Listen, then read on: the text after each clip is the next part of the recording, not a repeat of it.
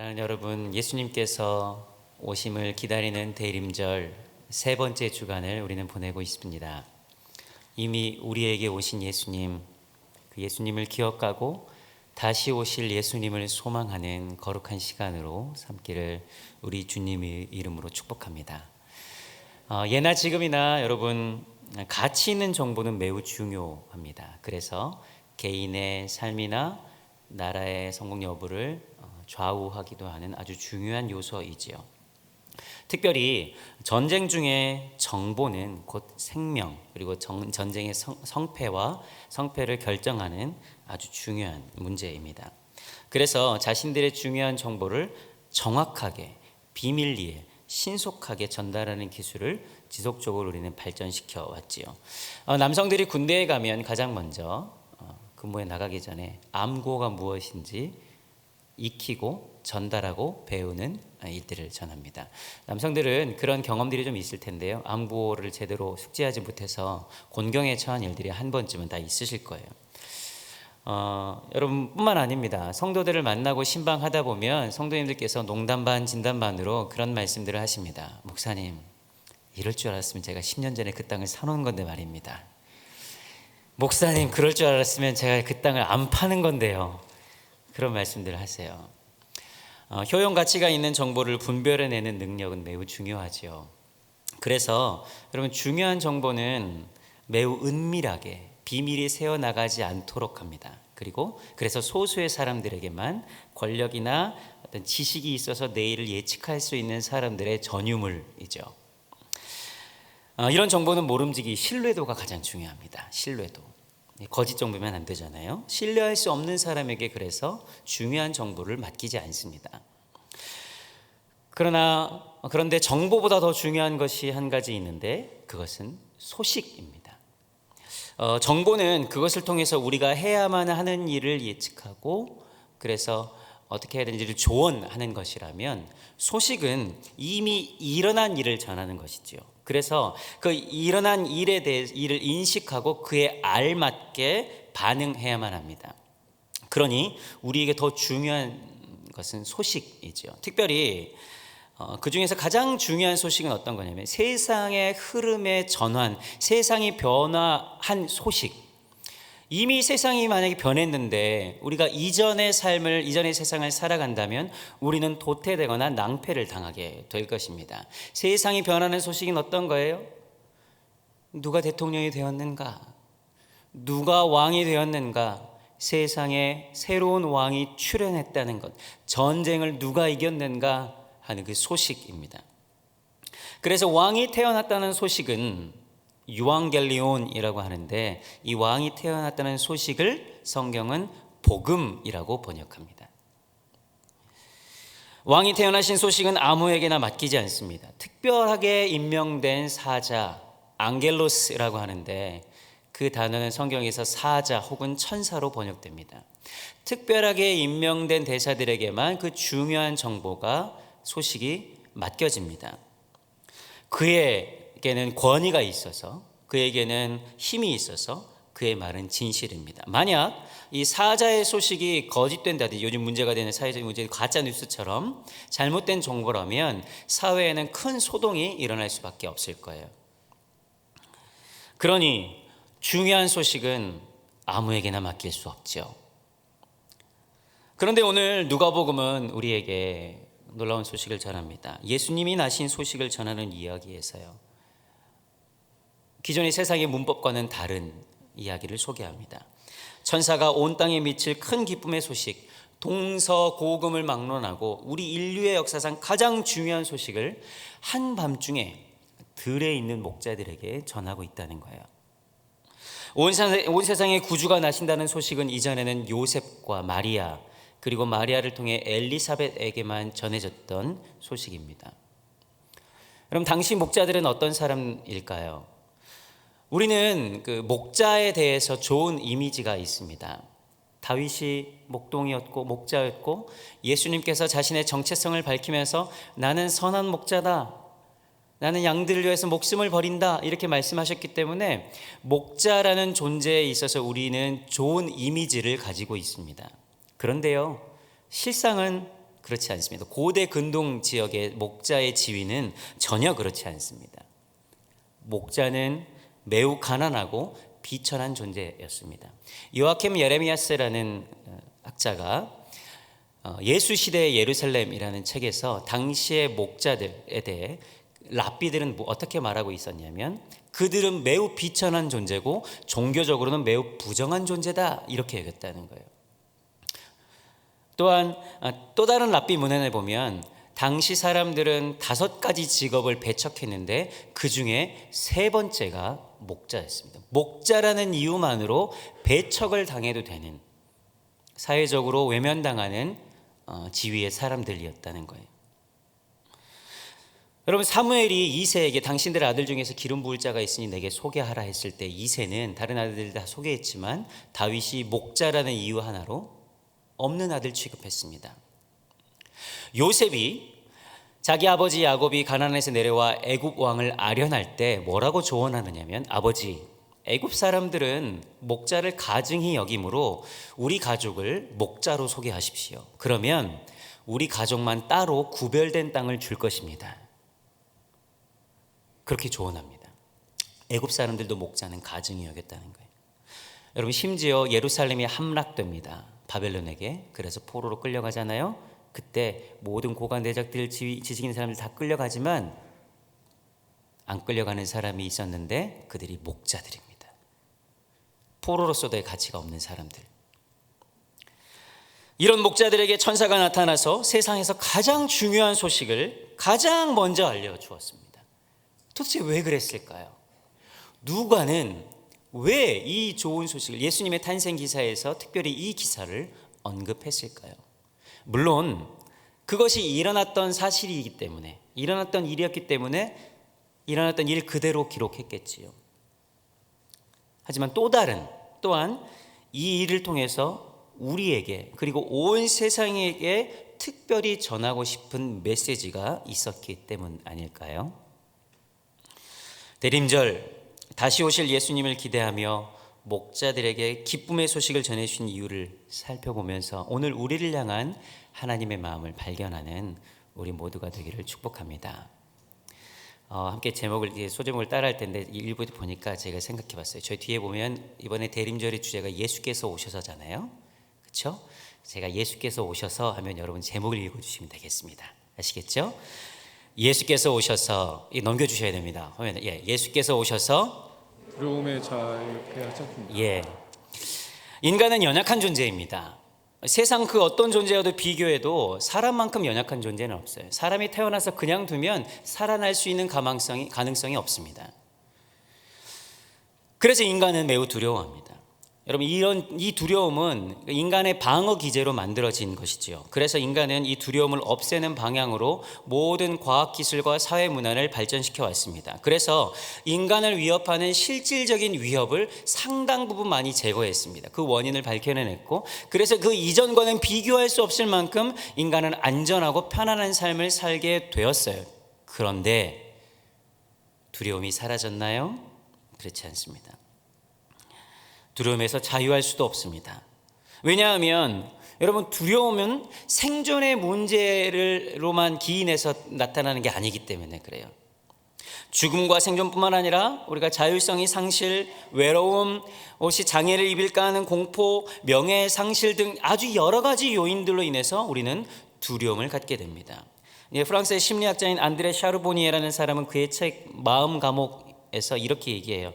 인류는 실질적 위협에 대한 원인을 잘 파악했고 안전을 잘 확보했지만 인간의 근원적인 두려움이 사라지는 것은 아니다, 이렇게 말하면서 인간이 갖는 두려움의 95% 이상은 실제적인 위협이 아니라 상징적인 차원에서 느끼는 두려움이다. 이는 대부분 마음 안에서 착각을 바탕으로 만들어진 비이성적인 두려움이다, 이렇게 얘기해요. 그러니까 인류가 진보하고 과학기술이 발전하고 경제적으로 윤택함을 누린다고 해서, 그래서 실제적인 위협은 조금은 사라졌다고 해서 근원적인 두려움이 사라지는 것이 아니라는 거예요. 그런데요, 만약 우리가 과학기술도 경제적인 자유함도 문화적인 혜택도 기술적 혜택도 누리지 못한 사람들이라면 그가 느끼는 두려움은 어떻겠습니까? 더 증폭되는 것 아니겠어요? 오늘 우리가 만나고 있는 목자들은 서두에서도 말씀드렸다시피 이 목자들은 가장 비천하고 연약한 사람들이어서 세상에 놓여 있는 모든 두려움 앞에 가장 먼저 직면해 있는 사람들입니다. 우리 8절 말씀 함께 읽겠습니다. 시작. 그의 목자들이 밤에 밖에서 자기 양떼를 지키더니 그 지역은 예루살렘을 벗어난 변방입니다. 도심지가 아니에요. 아무도 지킬 수 없는 곳. 아무것도 보이지 않는 한밤중입니다. 자신들을 보호할 수 있는 것이 마련되어 있지 않은 바깥이에요. 그들은 실제적으로 매우 가난한 사람들이었고 보호받지 못했고 외로웠고 무시당했고 관심 밖에 있었던 사람들. 그들을 보호할 수 있는 것은 그들이 들고 있는 겨우 막대기 하나, 얼기설기 친 울타리 하나, 눈앞에 있는 모닥불 하나, 자기랑 어차피 똑같은 처지에 있는 동료 정도가 전부였습니다. 만약에 그들에게 양이 없었다면 오히려 그들은 위협당하지 않았을 거예요. 그런데 그런 그들에게 오늘 천사가 나타나요.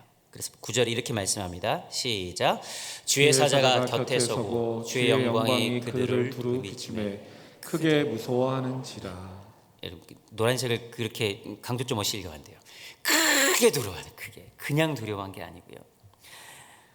생존의 위협이 있을 때 다가올 때 오는 두려움이 아닐지라도 인간은 근원적으로 거룩한 존재 앞에서는 두려움을 느낍니다. 하나님의 영광이 나타날 때 인간의 공포는, 두려움은 더 부각되고 증폭되게 되어 있어요.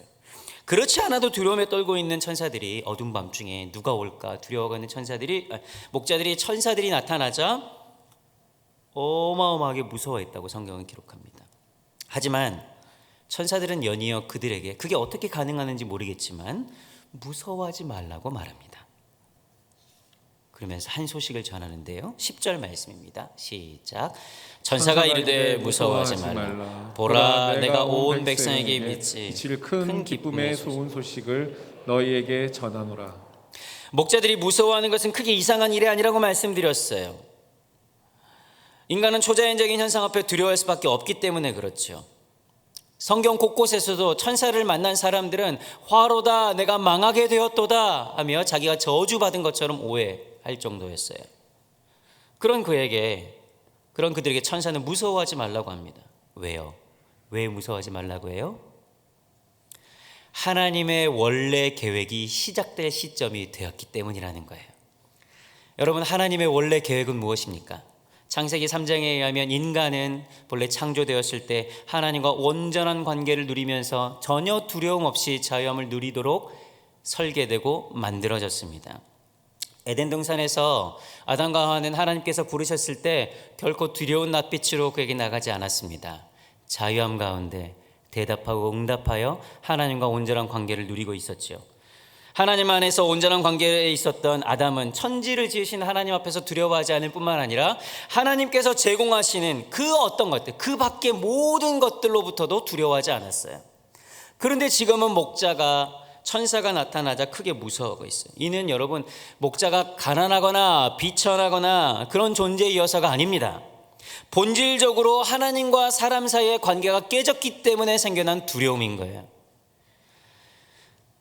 이 관계가 깨졌다는 것은 사람 스스로 하나님이 통치하시는 원리를 거부했고 이 죄로 인해서 하나님과 사람 사이에 만날 수 없는 간극이 일어났다는 거예요.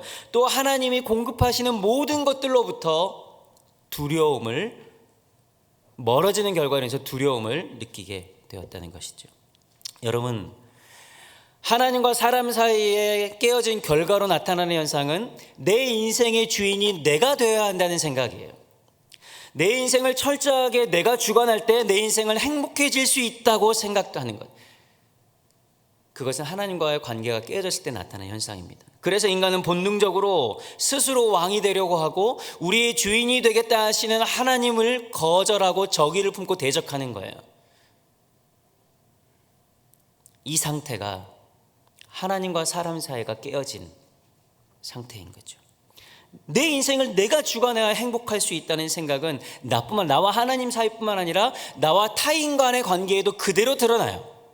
내가 주도권을 쥐어야 하는 거예요. 그러니까 알량한 권력 하나 생기면 다른 사람한테 완장질하는 거예요. 저 사람 평상시 그러지 않았는데 저 사람 저렇게 권력 얻었더니 저렇게 됐더라. 왜요? 인간의 본성. 다른 사람도 내가 주관해야 된다. 그래서 남용하는 거죠. 사랑하는 여러분, 이 땅에 평화가 없는 이유는 우리가 하나님과 화평하지 못하기 때문에 그렇습니다. 하나님과 화목할 때 우리는 이 땅에서도 화평하게 지낼 수 있는 거예요. 그런데 그들에게 오늘 천사는 이 소식을 전합니다. 14절 말씀 함께 읽습니다. 지극히 높은 곳에서는 하나님께 영광이요 땅에서는 하나님이 기뻐하신 사람들 중에 평화로다 하니라. 예수님께서 오셔서 행하고자 하시는 일이 바로 이거예요. 하나님이 기뻐하시는 사람들 중에 평화를 선포한다. 하나님 안에 거하는 사람들에게는 하나님과의 화목함이 이제 가능하게 됐다. 그래서 요한일서 4장 18절에 이렇게 말씀합니다. 사랑 안에 두려움이 없고 온전한 사랑이 두려움을 내쫓나니 두려움에는 형벌이 있음이라. 두려워하는 자는 사랑 안에서 온전히 이루지 못하였느니라. 아멘. 사랑으로 이 땅에 오신 예수님은 우리에게 새로운 관계, 새로운 삶의 원리, 하나님과 우리와의 관계의 지평을 새롭게 하셔서 우리 주변에 있는 모든 것들로부터, 모든 두려움으로부터 자유하게 하셨습니다. 인생의 문제로 두려움 가운데 살아가는 성도들이 계십니까? 그것이 어떠한 형태이든지 어떠한 이유에서이든지 예수 안에서 온전한 자유함을 누리게 될 줄로 믿습니다. 사랑하는 여러분, 기뻐하십시오. 예수님께서 오셨습니다. 모든 두려움은 우리 주 예수 그리스도의 임재 안에서 떠나가게 될 줄로 믿습니다. 따라하겠습니다. 예수께서 오셔서 있는 그대로의 모습을 기뻐하십니다. 얼마 전에 제가 인터넷으로 찬양을 듣다가 레아의 노래라는 찬양을 들었습니다. 그 노래의 가사와 내용이 제 마음을 사로잡았는데요. 가사가 이렇습니다. 야곱은 날 외면하여도 주님은 날 보아주신다. 야곱은 날 무시하여도 주님은 날 들어주신다. 야곱은 날 떠나갔지만 주님은 다만 않으신다. 우리는 성경을 볼 때 주인공의 이야기에 관심을 갖습니다. 주인공이라고 생각되는 사람, 그를 통해 하나님이 일하시는 것을 보고 발견하는 데 익숙합니다. 그런데 제가 이 노래를 다시 듣고 성경을 살펴보니까 하나님의 눈은 야곱이 사랑한 라헬에게만 있지 않고 레아에게도 동일한 무게로 하나님의 관심이 있었던 거예요. 오히려 사랑하는 여러분, 예수님의 혈통은 사랑받지 못했던 레아를 통해서 예수님은 나셨습니다. 마태복음은 예수님의 족보를 쭉 나열하면서 예수님의 왕권과 주권의 권위에 대해서 선언합니다. 그런데 이 예수님의 족보를 찬찬히 살펴보다 보면 우리의 눈길을 끄는 것이 한 가지 있는데, 당시 문화와 사회 관습과는 전혀 어울리지 않는, 왕들의 족보와는 여타 다른 왕들과는 전혀 다른 내용이 나오는데, 그것은 여인들이 등장한다는 거예요. 다말, 라합, 룻, 우리아의 아내, 그리고 마리아. 마태는 예수님의 족보에서 굳이 여인들을 거명함으로써 독자들에게, 성경을 읽는 우리들에게 성경 안에서 가장 더럽고 가장 추악하고 부도덕한 일들이 있음을 몇 가지 환기시킵니다. 여러분, 다말은 누구예요? 시아버지와 성관계를 가져서 자녀를 얻은 사람입니다. 당시 하나님의 법에 의해서 결코 용납받을 수 없는 이 성적 아웃사이더예요. 라합은 누구예요? 이방인이자 기생이라고 소개하고 있습니다. 철저한 아웃사이더. 룻은 원수 모압 땅 출신입니다. 사회적으로 배척받는 사람이에요. 우리아의 아내는 누구예요? 바세바의 이름을 들먹이지 않으면서, 거론하지 않으면서 다윗이라는 사람을 더 강조하는 것은 다윗이 저질렀던 그 부도덕한 범죄를 강조하는 거예요. 남편이 있는 아내를 취하여 자식을 얻습니다. 철저하게 성적으로 타락한 사람입니다. 모두 성적 아웃사이더, 인종적 아웃사이더, 도덕적 아웃사이더입니다. 다른 곳도 아닌 예수님의 족보 안에 그들이 있고 그들의 혈통을 통해 예수님께서 이 땅 가운데 오셨다는 거예요. 이게 무슨 뜻일까요? 당시의 문화나 전통과 율례와 가치들에 의해서 그들은 배척받는 사람들입니다. 심지어는 하나님의 법에 의해서, 하나님의 율법에 의해서도 철저하게 배제된 사람들까지도 예수님께서 그들을 품으신다는 거예요. 그들 역시 예수님의 가족으로 받아들여진다는 사실입니다. 그들뿐 아닙니다. 육체적 한계가 있는 사람도 고자나 자유자나 종이나 여자나 남자나 헬라인이나 히브리인이나 관계없이 우리 주 예수 그리스도의 은혜 안에서 그의 자녀들로, 그의 가족으로, 하나님 나라의 시민권자로 그들이 받아들여진다는 거예요. 여러분, 착한 사람은 받아들여지고 악한 사람은 배제되는 게 아닙니다. 성공한 사람은 인정받고 실패한 사람은 버려지는 게 아니에요. 누구든지 우리 주 예수 그리스도의 십자가의 보혈 아래 예수를 믿고 그 복음을 받아들이면 그는 예수의 가족으로, 하나님 나라의 권속으로 받아들여진다는, 여러분, 그것이 복음이에요. 할렐루야. 다른 것이 복음이 아닙니다. 그래서 11절에 이렇게 말씀합니다. 함께 읽습니다. 시작. 오늘 다윗의 동네에 너희를 위하여 구주가 나셨으니 곧 그리스도 주시니라. 아멘. 사랑하는 여러분, 오늘 누가 사도는 사회 안에서 무시당하고 배척받았던 목자들을 위해, 목자와 같은 사람을 위해 온 세상에 구주가 나셨다고 우리에게 선포하고 계세요. 목자가 무엇을 했기 때문이 아닙니다. 어떤 자격을 갖추고 있기 때문도 아니에요. 오히려 전혀 자격을 갖출 수 없는 사람들이고 어떠한 조건도 이룰 수 없는 사람들이기에, 그들이 병자이기에, 죄인이기에, 세상으로부터 무시당했기에, 예수님이 직접 이 땅에 오지 않으시면 하나님의 권속이 될 수 있는 능력이 전혀 없었기에 예수님께서 우리에게 오신 거예요. 여러분, 그들은 우리와 관계없는 사람들입니까? 너희를 위해 오셨다. 바로 오늘 우리를 위해 예수님께서 사랑받지 못했던 우리들을 사랑하시려고 예수님이 이 땅에 오셨습니다. 이 시대의 목자들은 누구일까요? 입에 단내가 날 정도로 열심히 일했는데, 자식들 커가는 것도 모른 채 최선을 다해 살았는데, 좋아하는 것 하나 마음대로 하지 못하며 내가 스스로 잘하고 있는 것이라고 스스로 위안 삼고 살았는데, 어느 날 돌아보니까 내 존재는 전혀 없고 나는 뭐하는 사람인가, 내 자리가 없는 것처럼 느끼는 이 시대의 어느 아버지가 바로 들에 있는 목자입니다. 젊은 날의 아름다움은 언제 사라져버렸는지 모르고, 좋은 옷, 좋은 가방은 사치라고 여기면서 깨끗한 옷이면 됐다고 스스로 만족하고, 아이들 돌보느라 몸도 건강도 피부도 경력도 외모도 다 망가져버린 채 흔히 말하는 아주머니, 거울을 보니까 아주머니 한 사람이 들어있는 것 같은 이 시대의 엄마들이 홀로 밤중에 있는 목자들입니다. 세상은 젊음이 좋겠다고 하고 세상 부러울 것 없을 때라고 말하지만, 세상에 부딪혀봐야 내가 계란이라는 것을 확인할 수밖에 없는 이 시대의 청년들이 바로 들에 홀로 있는 목자들인 거예요. 사랑하는 여러분, 세상의 시선은 예루살렘 궁전에 머물러 있습니다. 하지만 하나님의 시선은 그곳이 아닌 바깥 어두운 곳, 목자들에게 머물러 있어요. 왜요? 그 바깥 어두운 곳에 바로 우리가 있기 때문에. 세상의 성공의 판단의 기준에 의해서 바깥들 아웃사이더에 있어야 한다고 여겨지는 우리들에게 예수님께서 직접 우리에게 찾아오셔서 세상 유일한 존재가 바로 너다, 이 아웃사이더와 인사이더의 경계를 허무시고 세상에서 내 목숨을 다해 구원할 존재의 가치가 있는 게 바로 너다 말씀하시는 그 예수님이 오늘 우리에게 찾아오십니다. 그 예수님을 만나 우리를 온전히 기뻐하시는 우리의 존재가 회복되는 우리 모두가 되기를 축복합니다. 아멘. 세 번째, 예수께서 오셔서 복음의 증인으로 사용하십니다. 여러분, 목자는 쓸데없는 사람의 대명사입니다. 아무런 자격이 없어도 배운 것이 없어도 할 수 있는 일이 목자였어요. 목자는 그들이 키우는 양들보다 더 못한 존재로 취급을 당했어요. 여러분, 서두에도 말씀드렸다시피 이 목자들은 바벨론에서 쳐들어왔을 때 예루살렘에 포로 잡아갔잖아요.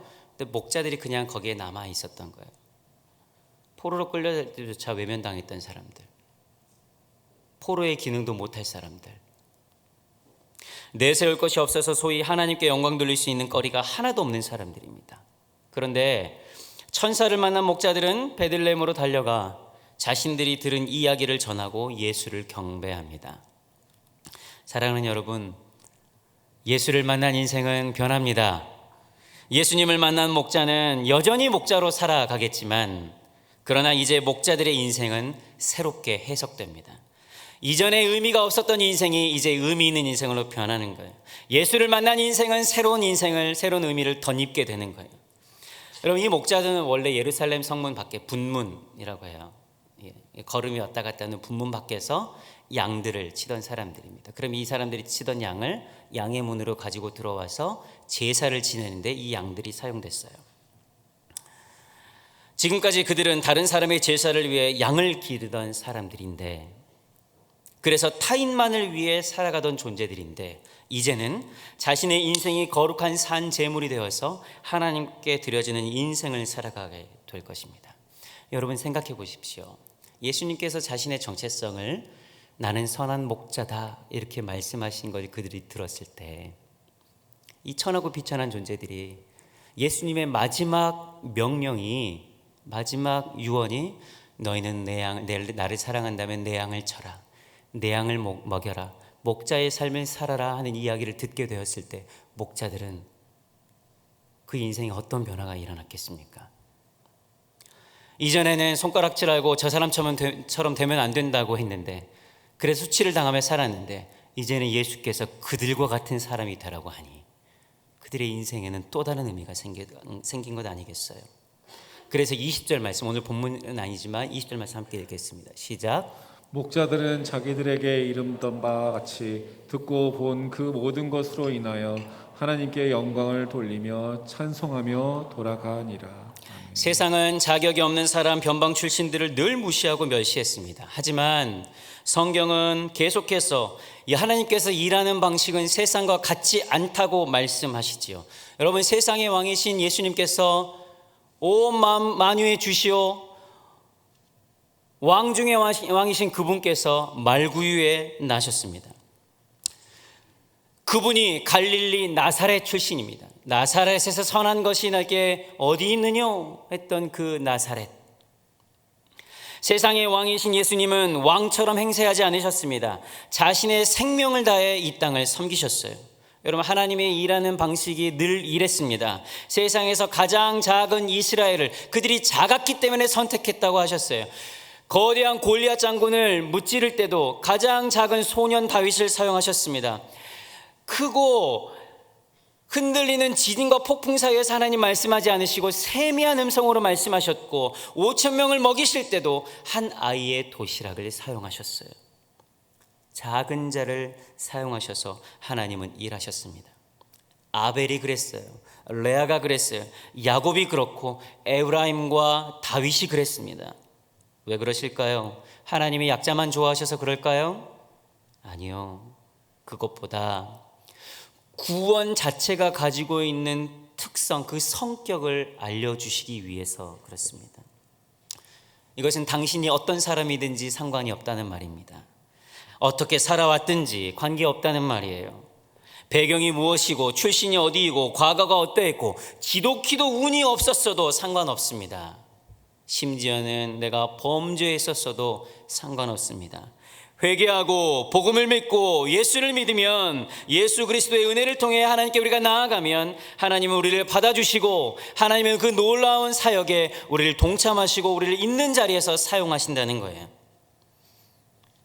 하나님은 우리와 일하기 원하십니다. 물론 하나님께서는 우리가 어디에 있든지 그대로 그렇게 살아가기로 결단하는 사람들을 원하십니다. 여러분, 왕궁에도요, 중심부에도 주변부에도 하나님의 사람들, 그리스도인들이 있기를 원합니다. 재력과 능력과 아름다움과 주도권을 가지고 있는 사람들 사이에서도, 그곳에서도 그리스도인들이 필요한 거예요. 다만 오늘 성탄이 우리에게 알려주는, 대림절이 우리에게 말씀하고 있는 것은, 권력과 능력과 아름다움과 주도권을 가지고 있는 사람들을 함께 섬기더라도 그것을 동경해서 그들처럼 되려고 노력하지 말라는 거예요. 왜요? 하나님의 시선이 거기 머물러 있지 않기 때문에. 그들을 닮아가려고 애쓰고 노력하지 마십시오.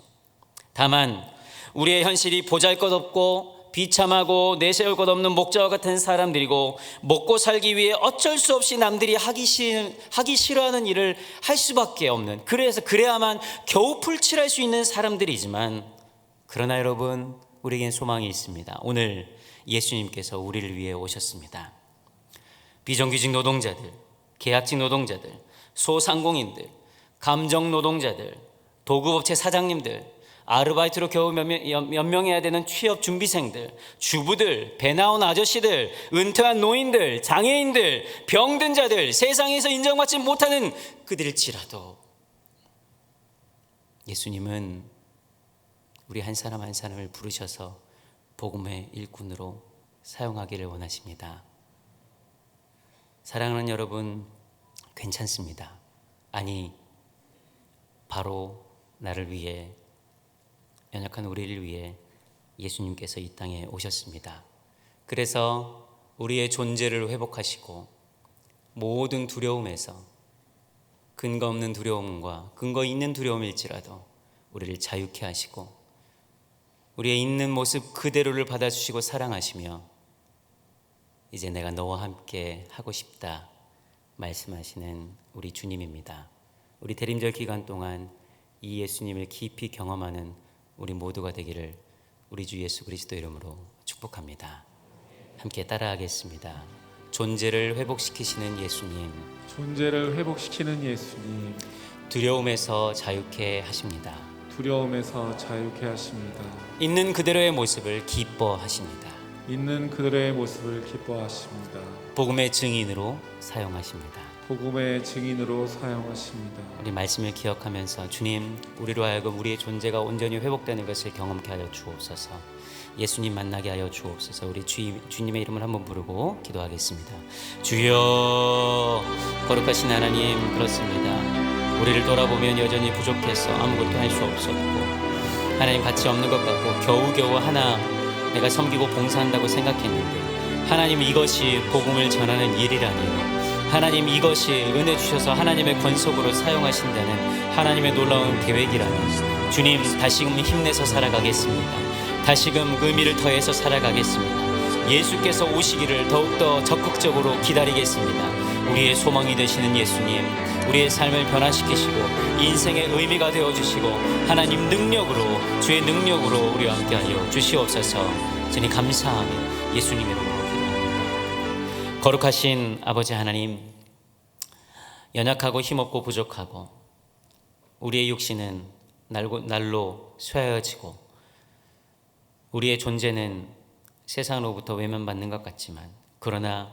예수님께서 바로 그런 사람들을 위해서 오셨다는 이 말씀이 우리의 소망이 됩니다. 하나님, 자신의 목숨을 다하여 우리를 사랑하시고 하나님의 권속들을 삼으시기 위하여 우리에게 오신 예수님을 온전히 기다리는 대림절 기간 되게 하시고, 우리 주 예수 그리스도의 초청을 받아 담대함으로 또 감사함으로 기뻐함으로 순종하며 살아가는 우리 모두 되게 하여 주옵소서. 예수님 이름으로 기도하옵나이다.